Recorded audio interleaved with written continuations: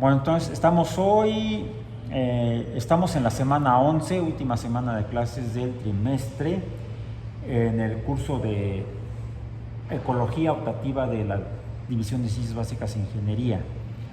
El lunes pasado, 13 de julio, que habría sido la sesión 30 del trimestre, el tema a revisar fue la población global, alimento y el medio ambiente.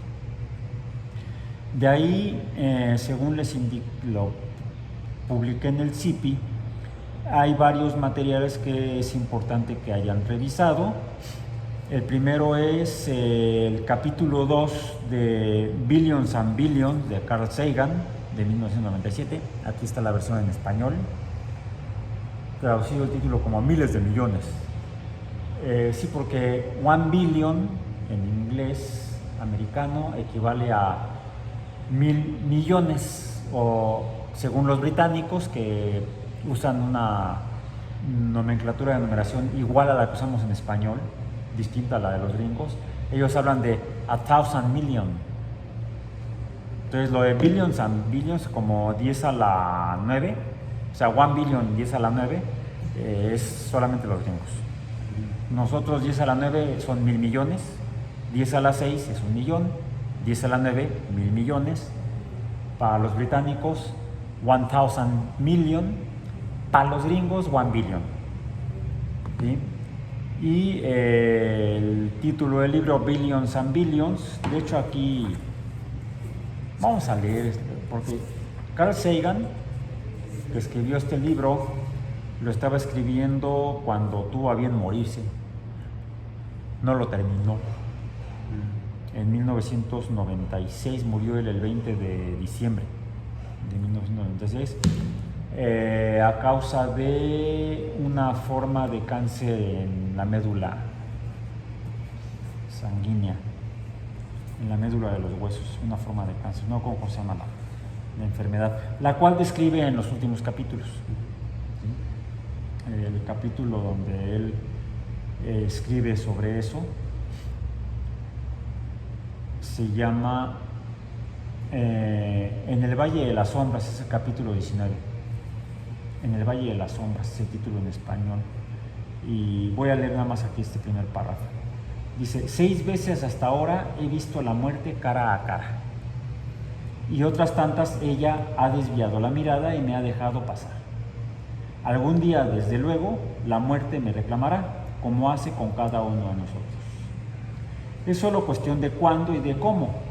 He aprendido mucho de nuestras confrontaciones, sobre todo acerca de la belleza y la dulce acrimonia de la vida, del valor de los amigos y la familia, y del poder transformador del amor.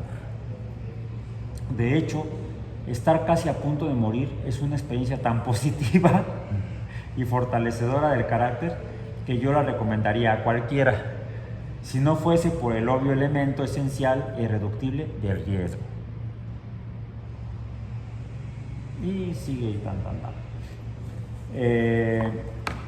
Agrado tal que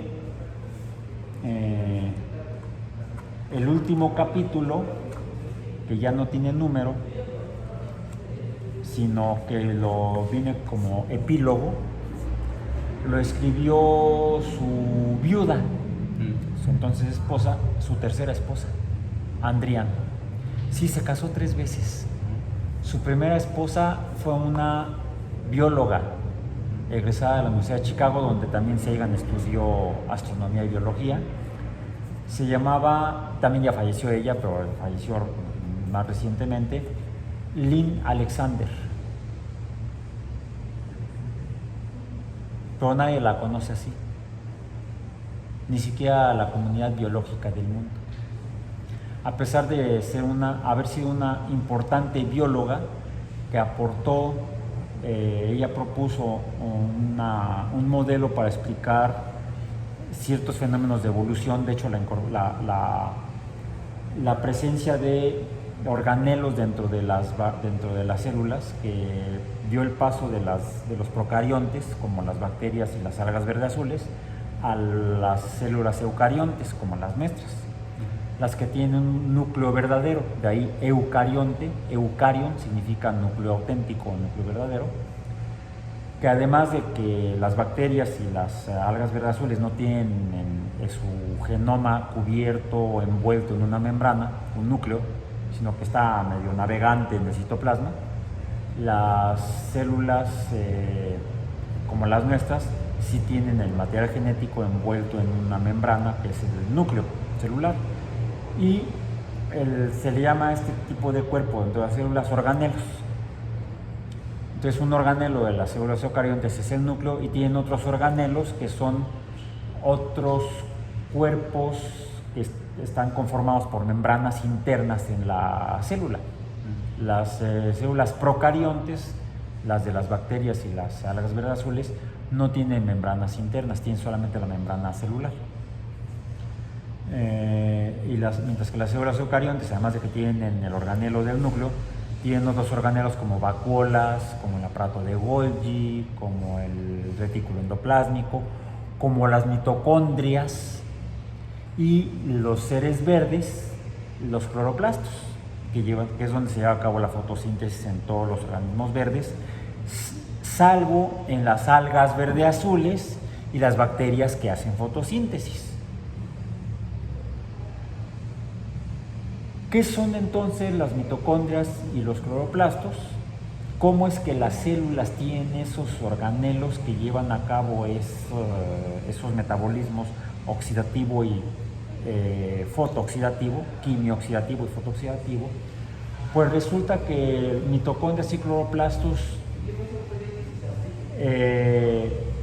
tienen su propio genoma, tienen ácidos nucleicos, tienen ADN. El ADN mitocondrial y el ADN cloroplastal. Nunca lo he visto escrito, no sé cómo se diga.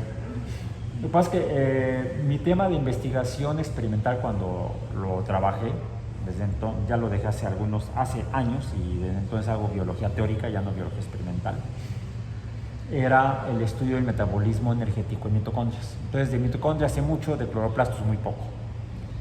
Las mitocondrias tienen entonces su ácido nucleico. Si tienen ácido nucleico, entonces, ¿por qué tienen ácidos nucleicos? Las mitocondrias y los cloroplastos. De hecho, se parecen a las bacterias. Los cloroplastos se parecen a las bacterias fotosintetizadoras. Y las mitocondrias se parecen a las bacterias que respiran. ¿No sería que las bacterias y los cloroplastos habrían sido originalmente bacterias libres? Esa idea la propuso Lynn Alexander, pero ya después de que se había divorciado de Carl Sagan, que fue cuando se casó con Carl Sagan, pasó de ser Lynn Alexander a Lynn Sagan.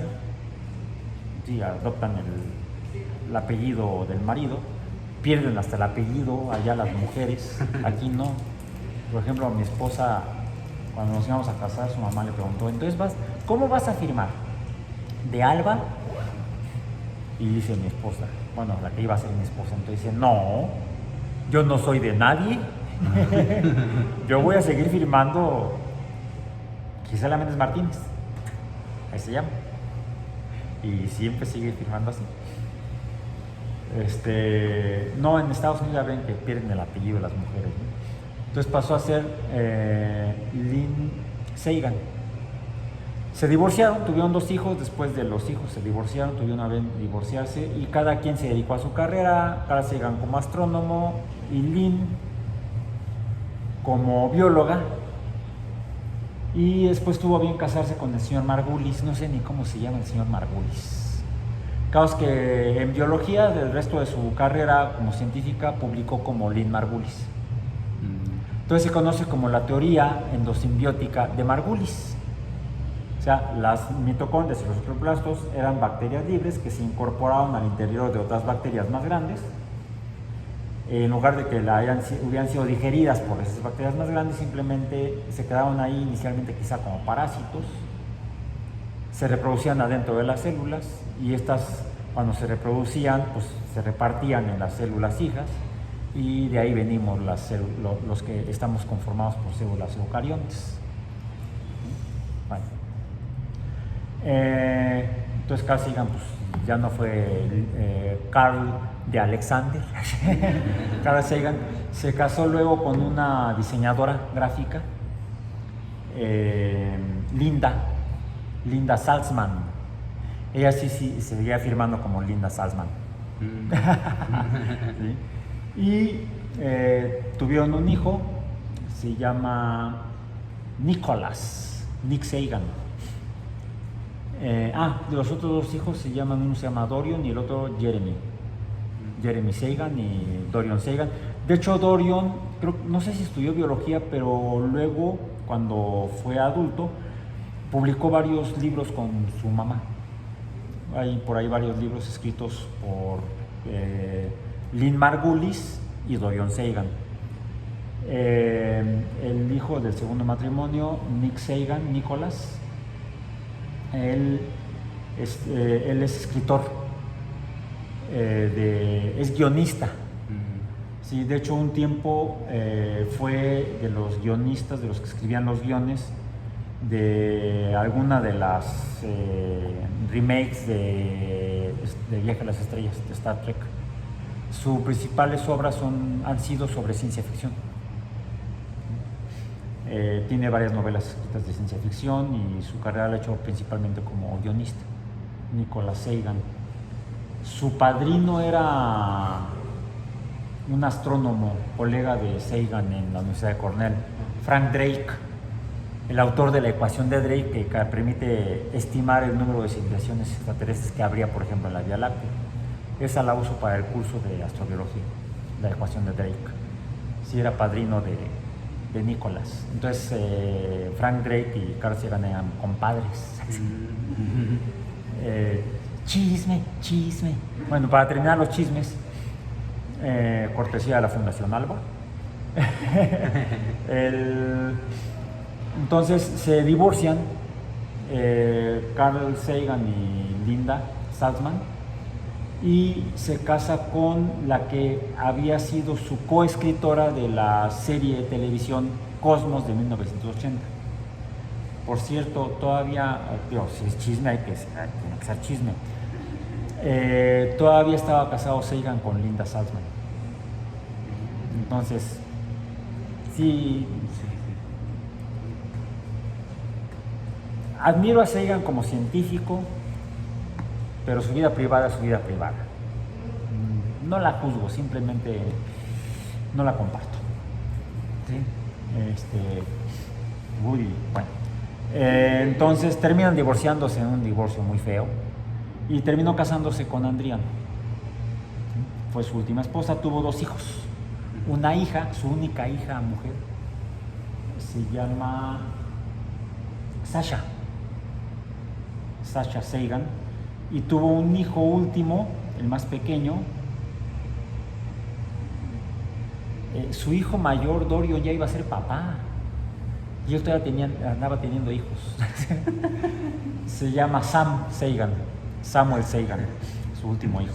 Bueno, entonces Andrian, a la muerte de Carl, termina de escribir el libro y escribe el epílogo, que dice: con su optimismo característico frente a una ambigüedad inquietante, Carl concluye así esta obra suya, prodigiosa, apasionada y asombrosamente original, en la que salta con audacia de una ciencia a otra.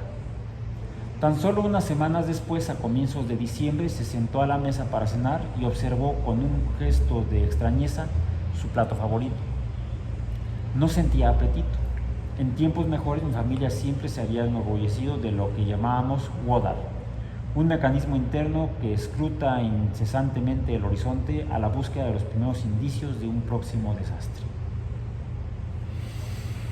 Fueron los últimos síntomas de que se iba a morir. ¿De qué murió? ¿Mande? ¿De qué murió? De cáncer en la médula. ¿Sí? A pesar de que le hicieron una transfusión, la donadora fue un trasplante de médula, la donadora fue su hermana, Cari, a quien dedica el libro. a mi hermana Cari, una entre 6,000 millones. El libro entonces lo estaba escribiendo en 1996, había 6,000 millones de humanos. La población acababa de alcanzar 6,000 millones de personas en 1996. Termina. Carl tenía mucha fiebre, seguí besándolo y frotando mi cara contra su ardiente mejilla sin afeitar.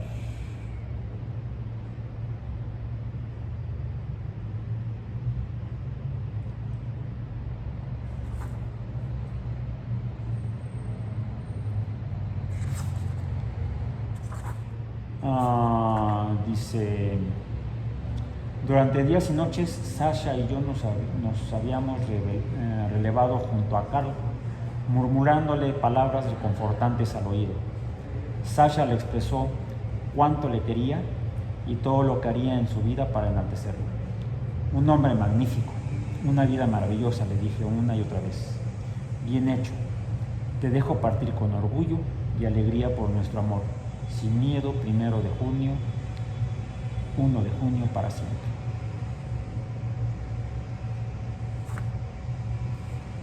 Tan tan.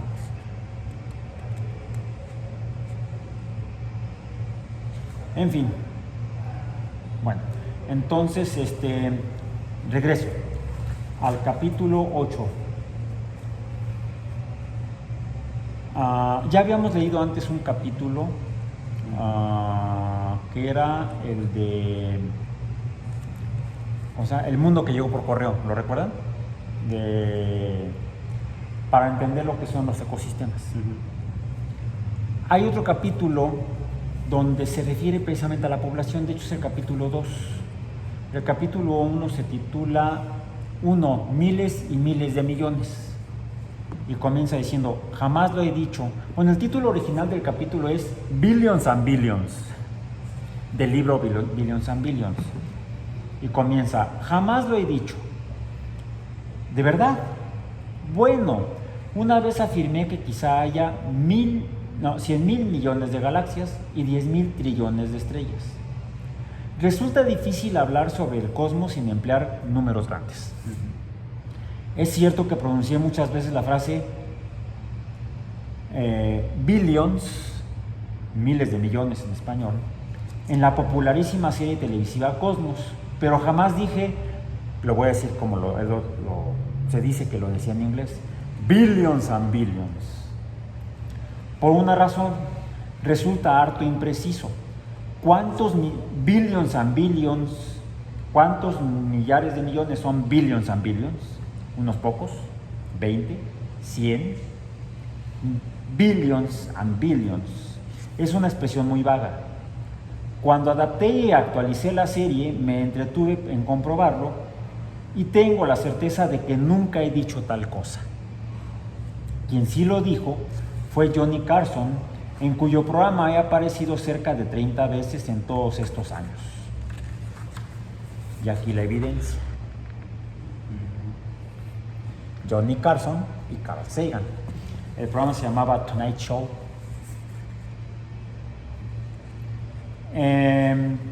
Se disfrazaba con una chaqueta de pana, un jersey de cuello alto y un remedo de fregona a modo de peluca. Había creado una tosca imitación de mi persona, una especie de doppelganger, es una especie de fantasma, que hablaba de billions and billions en la televisión a altas horas de la noche. De hecho, si lo buscan en internet, en YouTube, se ve ahí el capítulo de Tonight Show donde sale Johnny Carson disfrazado de Carl Sagan hablando de billions and billions. La verdad es que me molestaba un poco que una mala reproducción de mí mismo fuese por ahí diciendo cosas que a la mañana siguiente me atribuían a amigos y compañeros. Pese al disfraz, Carson, un competente astrónomo aficionado, a menudo hacía que mi imitación hablase en términos verdaderamente científicos. Por sorprendente que parezca, lo de billions and billions cuajó. A la gente le gustó cómo sonaba. Aún ahora me paran en la calle cuando viajo en un avión o en una fiesta y me preguntan, no sin cierta timidez, si no me importaría repetir la frase. Pues mire, la verdad es que nunca dije tal cosa, respondo. No importa, insisten, dígalo de todas maneras. Me han contado que Sherlock Holmes jamás contestó, elemental, mi querido Watson, al menos en las obras de Arthur Conan Doyle. Que James Cagney nunca exclamó, tú sucia rata. Era un actor gringo que le hacía de gángster en películas gringas. Y que Humphrey Bogart no dijo en la película de Casablanca, tócala otra vez, Sam. En inglés, play it again, Sam. Pero poco importa, porque estos apócrifos han arraigado firmemente en la cultura popular. Todavía se pone en mi boca esta expresión tontorrona en las revistas de informática. Como diría Carl Sagan, hacen falta billions and billions de bits. En la sección de economía de los periódicos, cuando se habla de lo que ganan los deportistas profesionales y cosas por el estilo. Durante un tiempo tuve una reticencia pueril a pronunciar o escribir esta expresión, por mucho que me lo pidieran. Pero ya lo he superado. Así que para que conste, ahí va. Billions and billions. Por cierto, mintió. ¡Uy! No en la serie de Cosmos y no en ningún programa formal de televisión. Si buscan en internet, hubo una conferencia sobre el cambio climático en la que él, en su conferencia, cita llamando a meterle dinero al estudio y a lo que se requería hacer entonces, hace más de 30 años, para empezar a atender y mitigar y quizá resolver el cambio climático. Y pone como ejemplo lo que habían gastado los Estados Unidos desde el final de la Segunda Guerra Mundial hasta ese momento, principios de los 90, en gasto militar. Y dice más o menos de esta manera, que eso lo ha preguntado en algunas ocasiones en las conferencias que daba. Ya en ese momento hablaba mucho de cambio climático, escribió este libro que es sobre cambio climático. Y dice, lo pregunto al auditorio, hay veces alguien por ahí atrás contesta, billions and billions. Y la gente se reía en esa conferencia. Búsquenla, está en YouTube esa conferencia y está hasta por ahí en otros lugares, la he visto. Es más, después fue, no él, porque murió cuando apenas empezaba Internet, 1996. Sí. Andrian desde entonces se ha dedicado a promover la obra de Carl y tiene varias cuentas de Internet.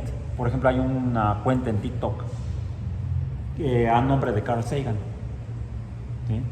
Y ahí está el fragmento de esa conferencia donde dice que pregunta en el auditorio y alguien allá por atrás contesta billions and billions. Yo ya lo escuché, entonces aquí mintió o se le olvidó que lo había dicho. Pero lo dijo de broma, nunca lo dijo en serio. Bueno, en este capítulo habla de lo que son los números grandes y de cómo la población humana había crecido hasta 6,000 millones en 1996.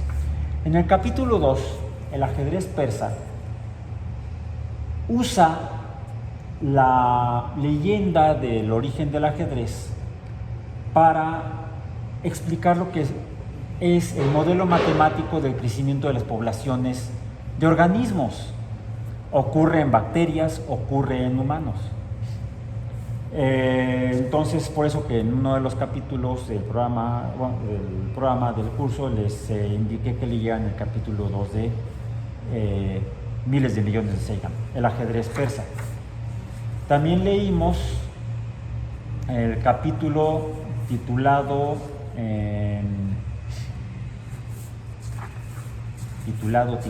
no, este no es.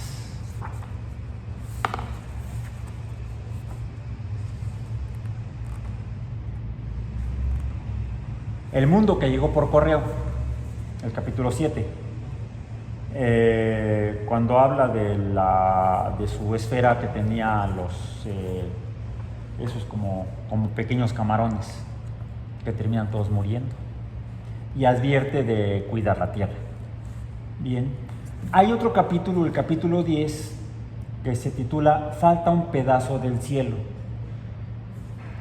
y en este capítulo trata sobre el efecto de los clorofluorocarbonos en la capa de ozono estratosférico. ¿Sí? De hecho, menciona el trabajo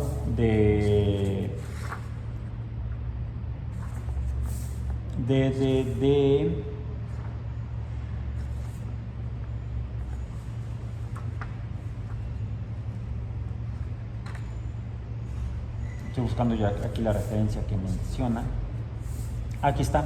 En 1974, Sherwood Rowland y Mario Molina de la Universidad de California fueron los primeros en advertir que los CFCs, los clorofluorocarbonos, cerca de 1 millón de toneladas inyectadas cada año en la estratosfera entonces, podían dañar gravemente la capa de ozono. Entonces hay que leer también este capítulo, el capítulo 10, falta un pedazo del cielo. Se refiere a que falta ozono en la estratosfera.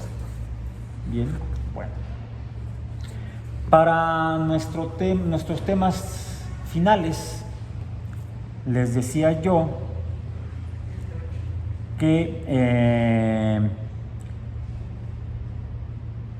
la sesión correspondiente al lunes 13, el capítulo sería precisamente el capítulo 2, el ajedrez persa, pues es importante leerlo, y consulten las otras referencias que son el sitio de Nuestro Mundo en Datos, Our World in Data, donde están los datos de crecimiento poblacional desde entonces, a lo largo de los años, a lo largo de las décadas, a lo largo de los siglos, y ahí van a poder cotejar el dato de que en 1996 éramos 6,000 millones de personas.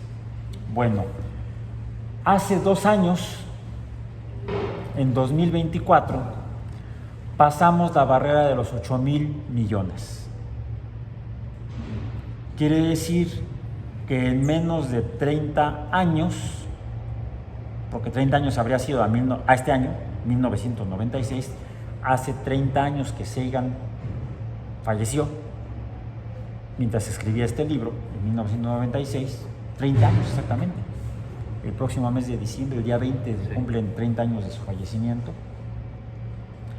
Pues en menos de 30 años la población aumentó un 50%, de 6,000 millones, no un 50%, no un 30%, ¿sí? El 30% de 6,000 serían 20 millones, 2,000 millones, perdón, de 6,000 millones a 8,000 millones.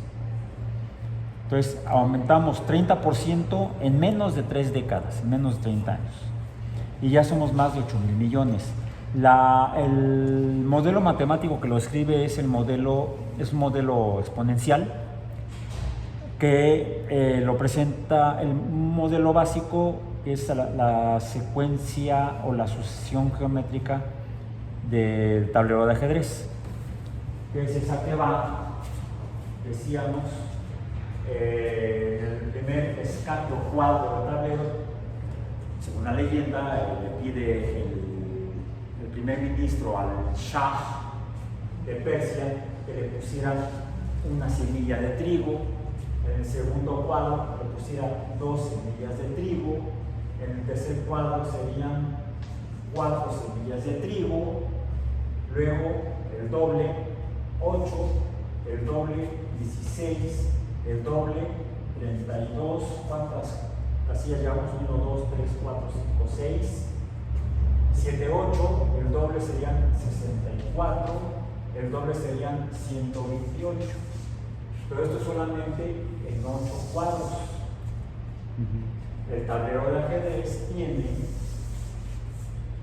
8 columnas y 8 renglones, por lo cual el cuadro de aquí es el N 64. 8 por 8 son 64 cuadros. ¿Cuál es el número correspondiente a esta secuencia de números? Esto sería, por ejemplo, la forma en la que crecería una población de bacterias. Por bipartición, una bacteria daría lugar a 2 células hijas, luego a 4 células hijas, y este sería el número de bacterias en una población de bacterias. Después de 8 procesos de reproducción, habría 128 bacterias. Pues en el caso de la reproducción sexual, no por bipartición, donde quizá, partiríamos de 2, aquí no consideraríamos el 1 individuos, sino que se requieren 2 individuos para la reproducción sexual, pues podrían dar lugar tal vez a 2 crías, que es por ejemplo mi caso. Mi esposa y yo tenemos 2 hijas. Y entonces estaríamos sumando 4. O podría suceder, como en el caso de mis papás, que ellos tuvieron 4 hijos. Yo soy el tercero, mis 2 hermanos mayores y mi hermana menor fuimos 4. Entonces, aquí lo que tendríamos sería una secuencia. El crecimiento poblacional de bacterias se define mediante una secuencia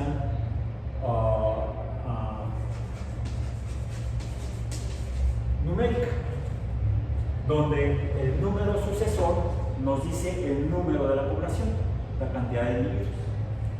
En el caso de una población como de vertebrados por reproducción sexuada, pues mis padres no murieron cuando nacimos los 4 hijos. Formábamos una familia de 6 individuos. Entonces, mientras que en la reproducción de bacterias lo que tenemos es un modelo matemático, una secuencia numérica, por cierto, de tipo geométrico,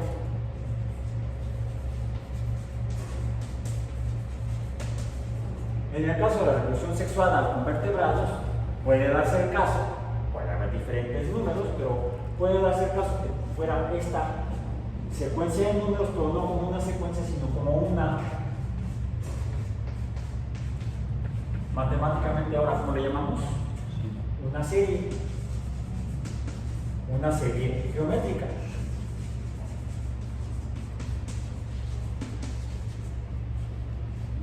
Bueno, algunas poblaciones de organismos no se reproducen mediante secuencias geométricas o series geométricas, sino por series o secuencias, vamos a decir mejor sucesiones en lo general, llamémosle el nombre con. Las secuencias y series matemáticamente se llaman secuencias todas. Tenemos 2 tipos de sucesiones, perdón, me equivoqué. Tenemos 2 tipos de sucesiones numéricas, las secuencias, que siguen simplemente una fila de números, y las series, que es la fila de esos números pero sumados. También le llamamos sumatorias. Estas son las sumatorias. Bueno, también podemos tener lo que serían sucesiones, no solamente como secuencias y series, sino sucesiones, por ejemplo, no geométricas, sino exponenciales, es decir, descriptibles mediante funciones que se describen de esta manera. Puede ser como e a la x, y estas tienen esta forma. Bueno, la población va a seguir aumentando, pero solamente si hay suficientes nutrientes. Si no, ¿qué ocurre? Lo que puede ocurrir es esto.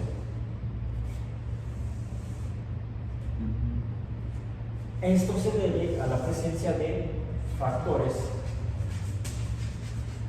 hablamos de ellos, limitantes.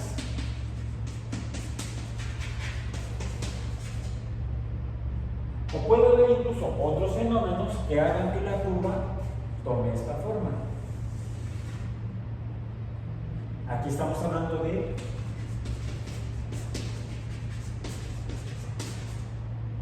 y aquí la mortandad puede deberse a factores ambientales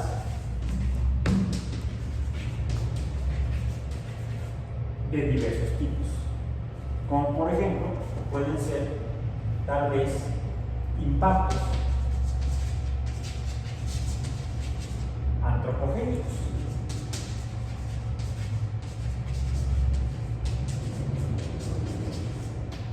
como pueden ser explotación, contaminación, etc. Por eso es que ahora, déjenme regresarme un poquito para acá.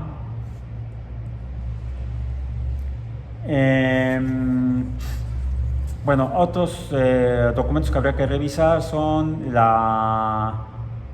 uno que es también de nuestro mundo en datos, el uso de tierras para agricultura,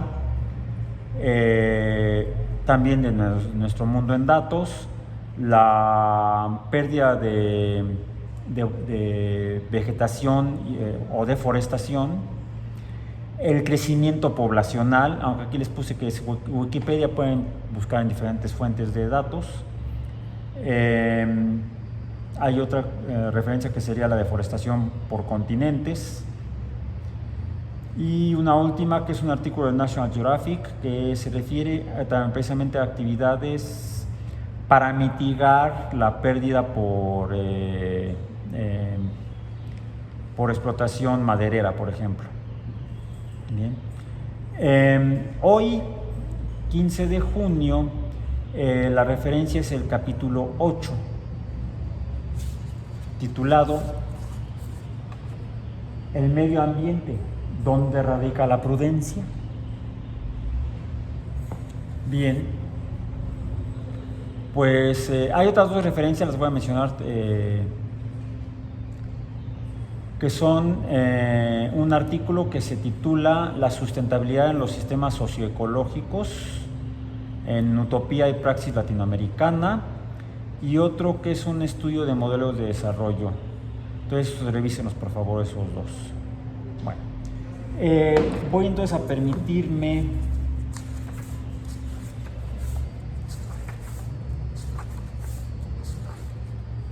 si lo leemos, no son muchas páginas. Son 9 páginas. Hay un determinado momento del ocaso en que la estela de los aviones cobra un tono rosado. Si el cielo está libre de nubes, su contraste con el azul circundante es inesperadamente maravilloso. El sol ya se ha puesto y en el horizonte resta un resplandor bermejo que indica por dónde se ha ocultado. Pero el reactor vuela tan alto que sus ocupantes todavía pueden ver el sol, por completo rojo antes de ponerse. El agua que sale de sus motores se condensa de inmediato. No son los chemtrails que dicen los conspiracionistas. No nos están fumigando.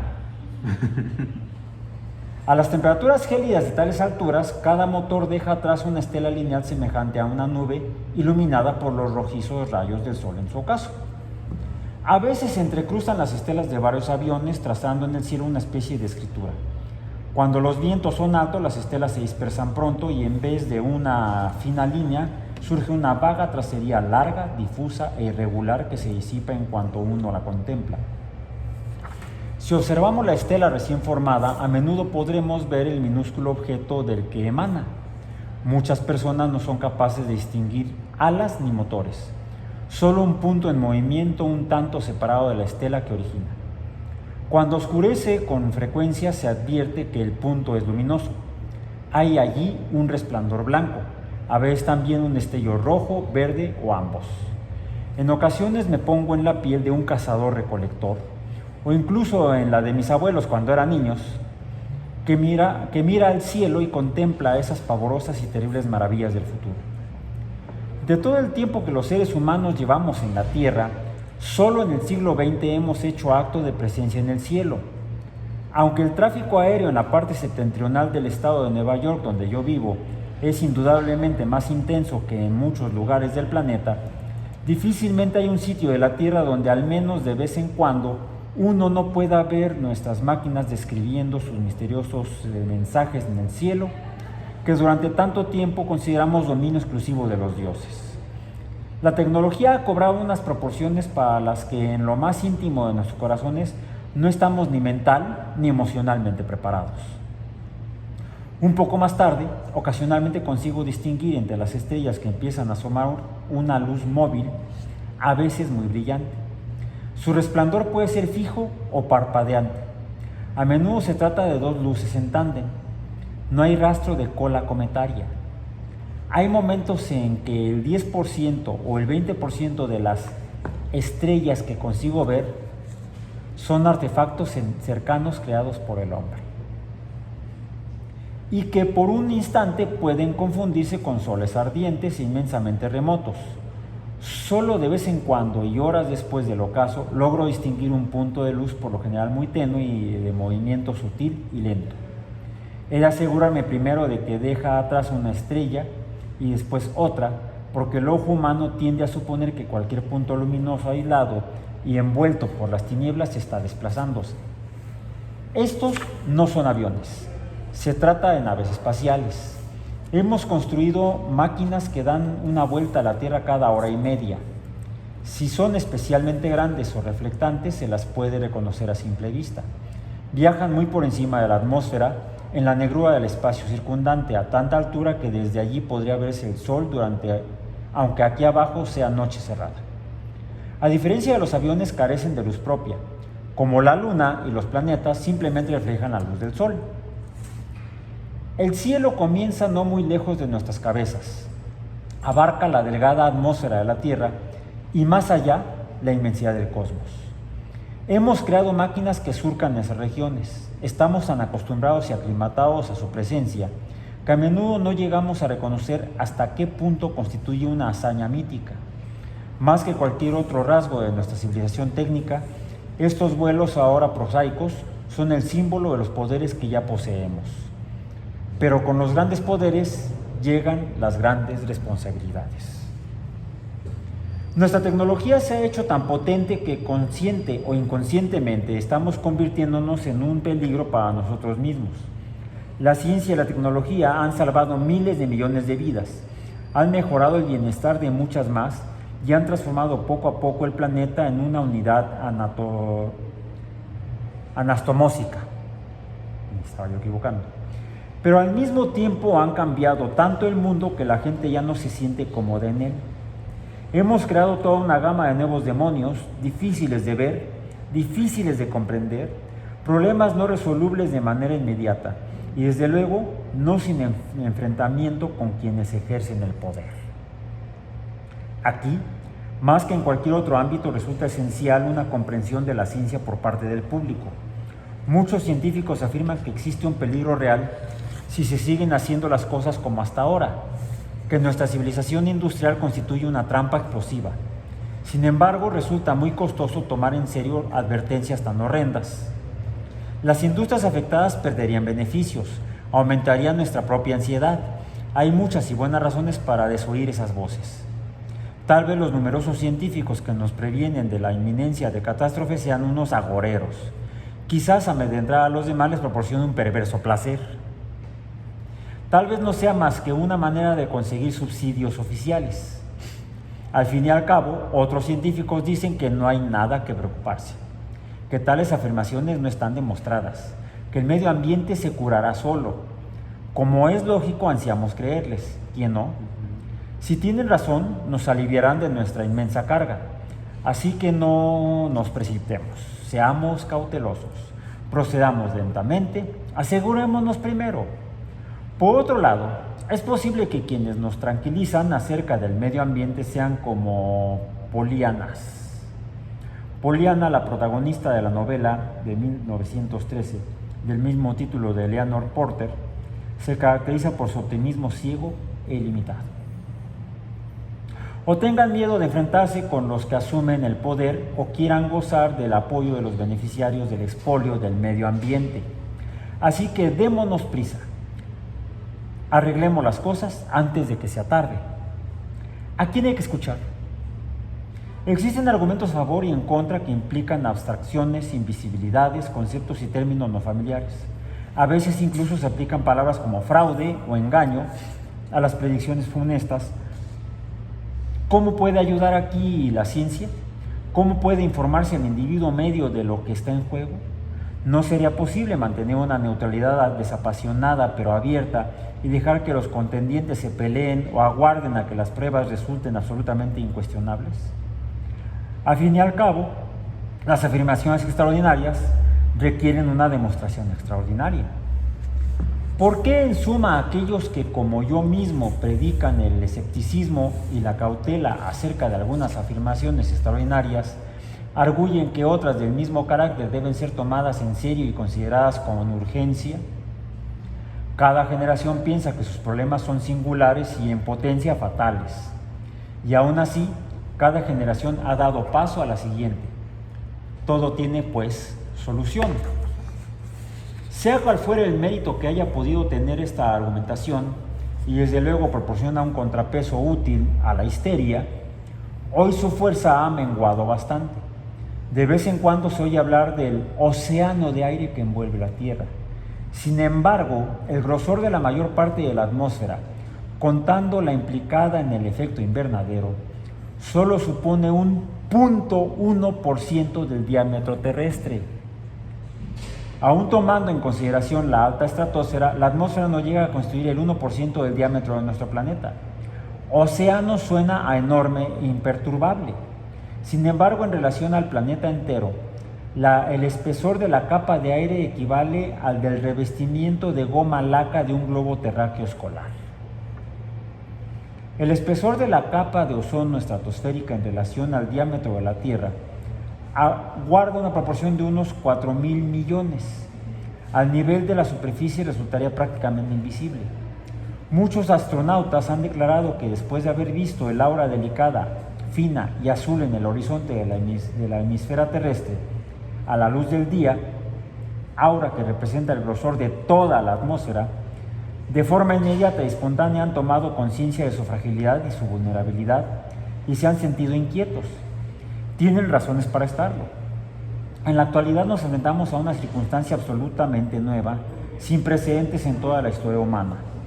Cuando empezamos nuestra singladura, hace centenares de miles de años, quizá con una densidad media de población de una centésima de individuo o menos por kilómetro cuadrado, los triunfos de la tecnología estaban representados por las hachas de piedra y el fuego. No habíamos conseguido provocar grandes cambios en el entorno global, aunque nos lo hubiéramos propuesto. Éramos pocos y débiles, pero con el paso del tiempo y con el progreso de la tecnología, nuestro número creció exponencialmente. Ya lo puse ahí. Ahora la densidad de población media es de unos 10 personas por kilómetro cuadrado, y esto es hace 30 años cuando teníamos un 20% de población menos. 25% más o menos actualmente, si tomamos ahora como 100% los 8.000 millones. Nos concentramos en ciudades y disponemos de un sobrecogedor arsenal tecnológico cuyo poder solo en parte entendemos y controlamos. Dado que nuestra vida depende de cantidades minúsculas de gases como el ozono, los motores de la industria pueden producir un gran quebranto ambiental a escala incluso planetaria. Las limitaciones impuestas al empleo irresponsable de la tecnología son débiles y a menudo tibias y casi siempre están subordinadas a intereses nacionales o empresariales a corto plazo. Ahora somos capaces, voluntaria o involuntariamente, de alterar el entorno global. Sigue siendo materia de debate entre los estudiosos hasta qué punto hemos llegado en el camino hacia las diversas catástrofes planetarias profetizadas. Ya nadie discute que son una posibilidad real. Quizá lo que ocurre es que los productos de la ciencia son, sencillamente, demasiado poderosos y peligrosos para nosotros. Tal vez no hayamos madurado lo bastante para manejarlos.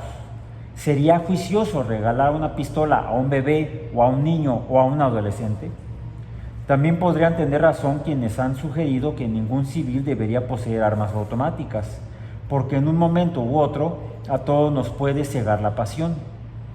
Ante una tragedia pensamos muchas veces que de no haber habido un arma al alcance de la mano, nunca se habrá producido.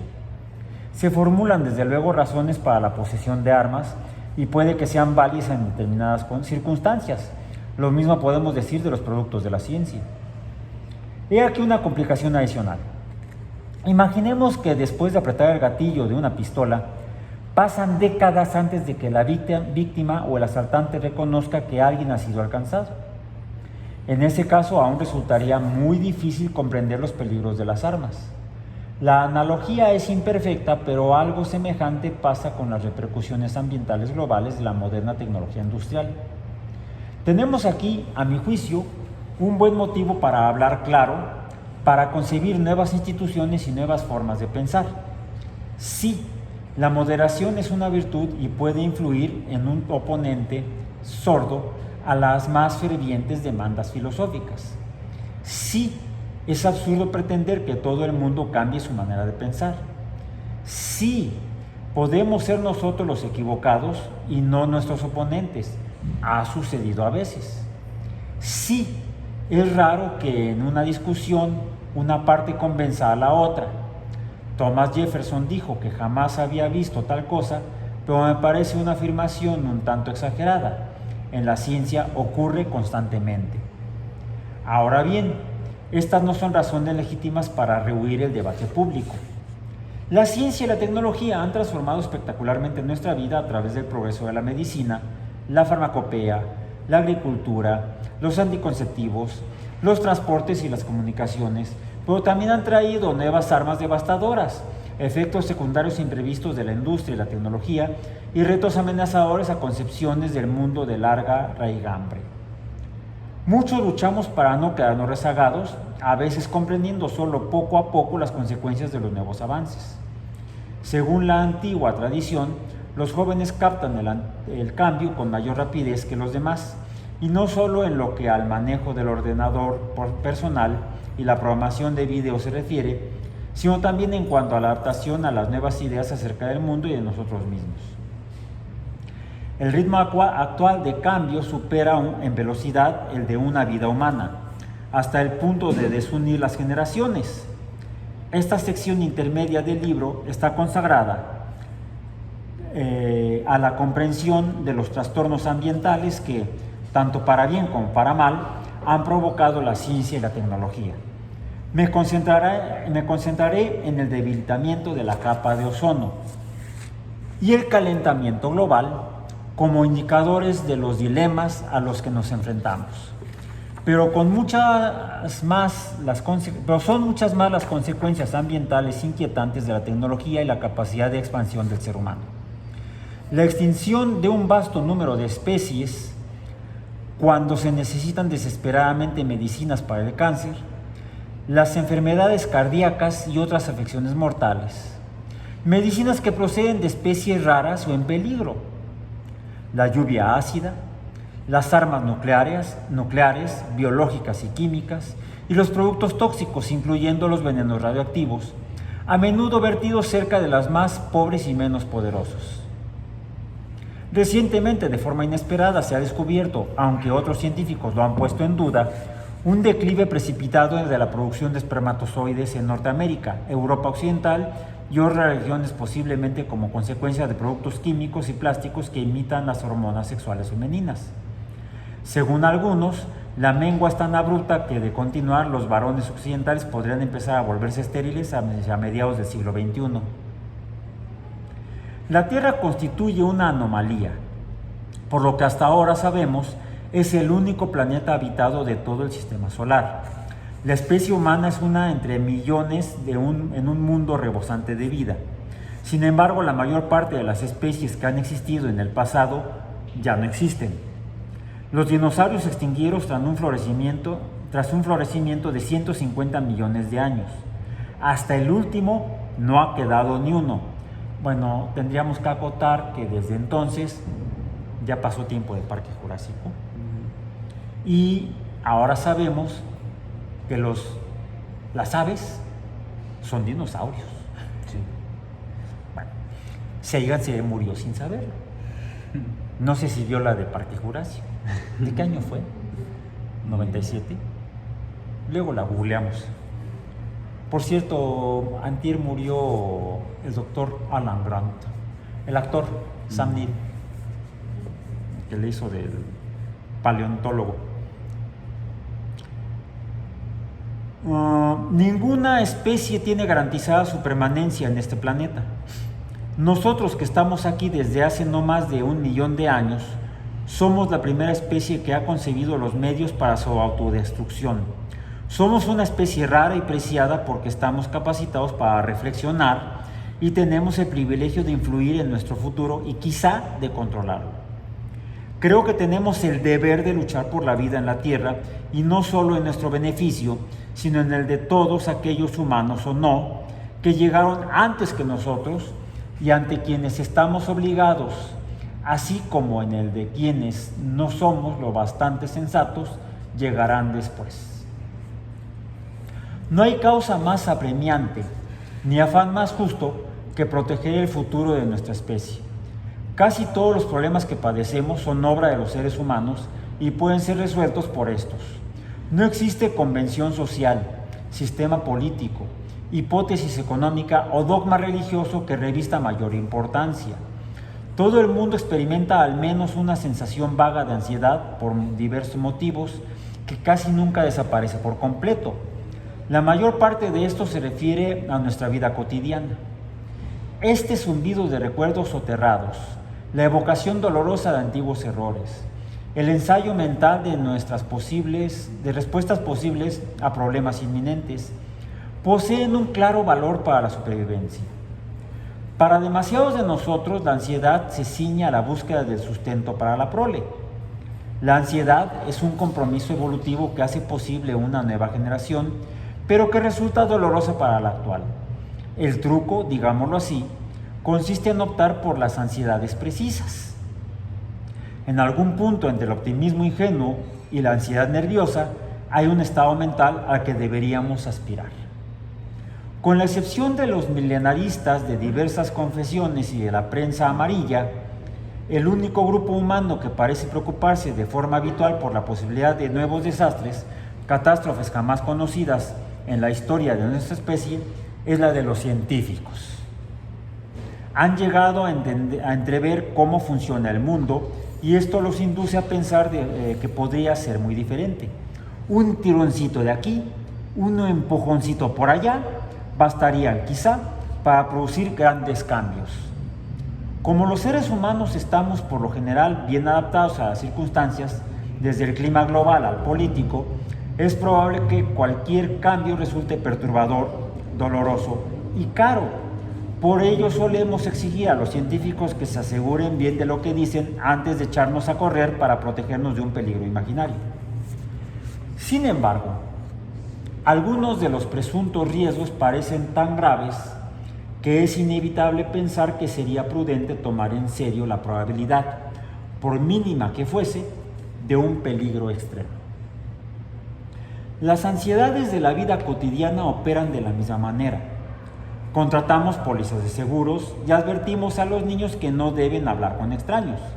Aún así, y pese a todas las inquietudes, a veces se nos pasa por alto los riesgos. Lo que me preocupaba jamás sucedió. Todo lo malo llegó sin avisar, nos dijo una vez un conocido a mi esposa Annie y a mí. Cuanto peor es la catástrofe, más cuesta mantener el equilibrio.